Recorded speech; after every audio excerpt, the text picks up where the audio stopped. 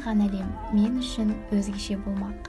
Мен Ермек қызы Дильназ, Қапшағай қаласы Қасым Қайсенов атындағы номері 4-ші орта мектептің 2020 жылғы түлегімін.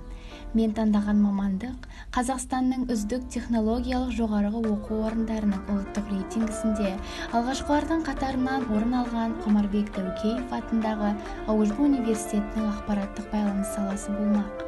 Қазіргі таңда басты мақсатым осы университеттің студенті атанып, грантты жеңіп алу.